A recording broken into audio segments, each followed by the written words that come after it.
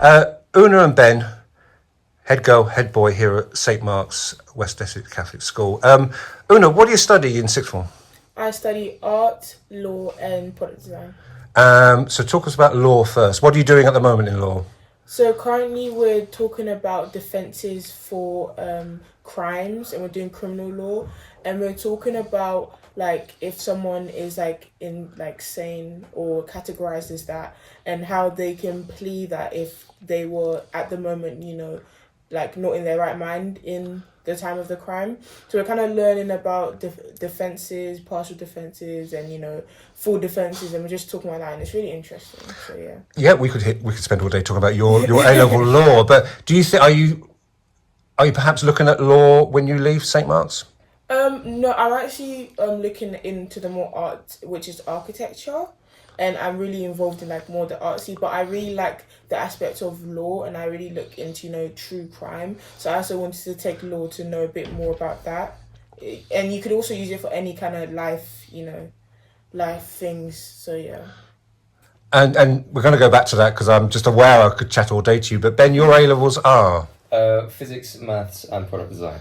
Now, firstly, before we talk about your A levels, when you gave your talk at Open Evening, you spoke about you left for a couple of weeks. Was that a sort of I want to try out somewhere else and see how it goes? Yeah, it was sort of that.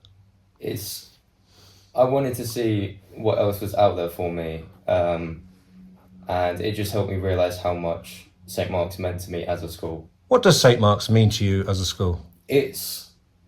Well, as I said on Open Evening, it's my home away from home. If I ever have an issue going on at home, this is sort of my escape. Seeing my friends every day, chatting to my teachers, it all just sort of helps me feel better about how I'm doing in my life. And you can't compare it to any other school, I guess, but that is a really important part of the ethos here you can tell from even year sixes coming in. Can you remember your year sixes coming here to have a little look around? Was that a nice day? Yeah.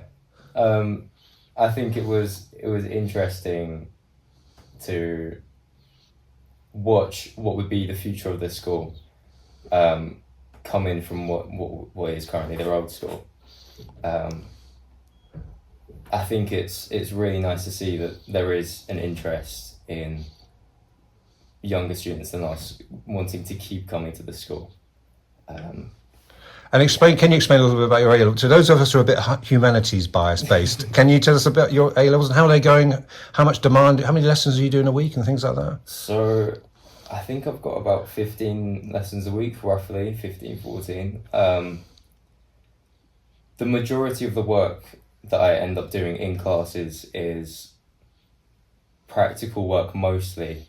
So especially with product design and physics, but then we're expected to do a lot of the sort of theory work outside of lessons in our study sessions. So I think it's sort of we're taught to be independent with the way we're studying, and that would help us quite a lot at university level when all we've got is a lecturer and no one else to help us study.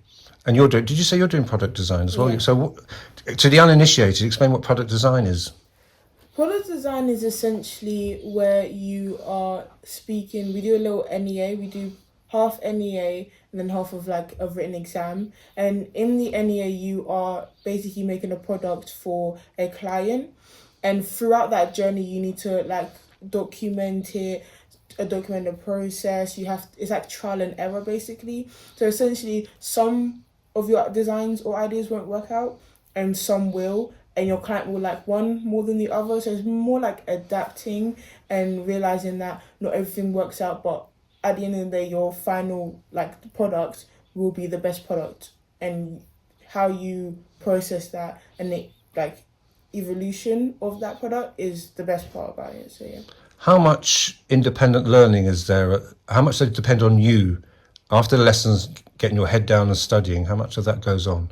Oh, a lot. It's mostly like if you don't put the work in, and if you don't like be independent, you won't succeed, if that makes sense. And obviously you have teachers who will help you along all the way. You will ask them for help, they'll help you like hugely, but it has to be put on yourself because if you go to university, of course you haven't got that.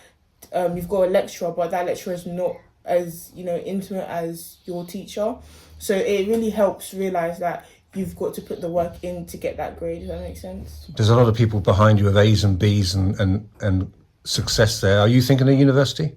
Yes. Any particular subject you're thinking at the moment?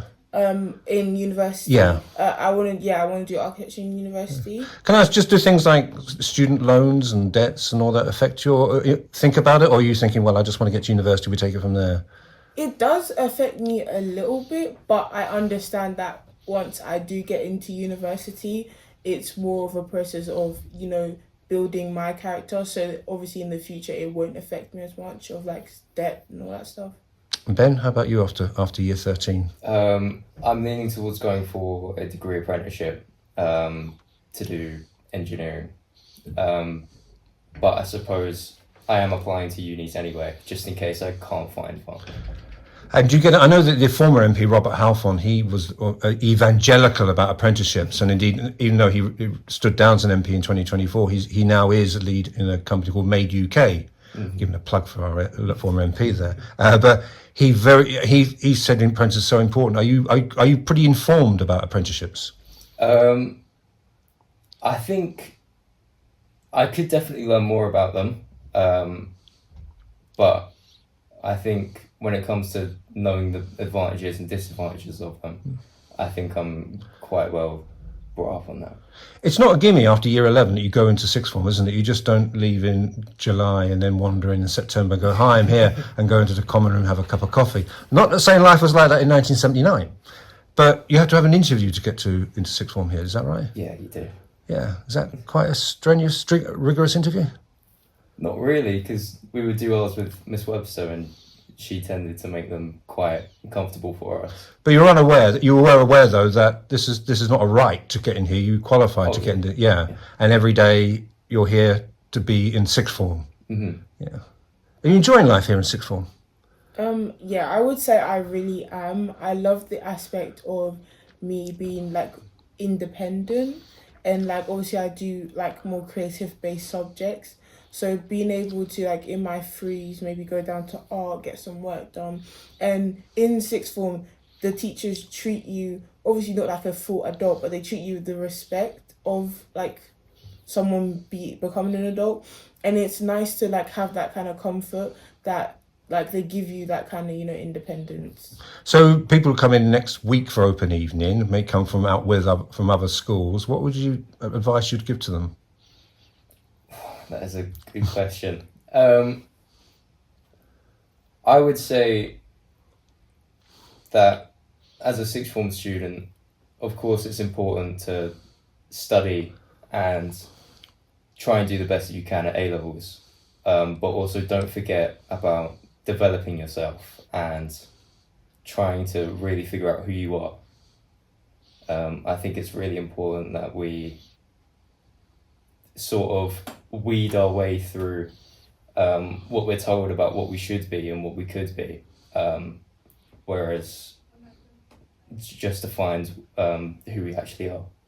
Una, what would you say? What's your advice? I would say since they are like starting to like get into the GCSE like rhythm, they should not be like scared or not be like oh, I need to get into this one, oh, I need to do well. Obviously you need to do well, but it's up to where you feel comfortable. And one thing I feel like it is that most people like to go where their friends go, or like, oh, this person's going here, so I should go there.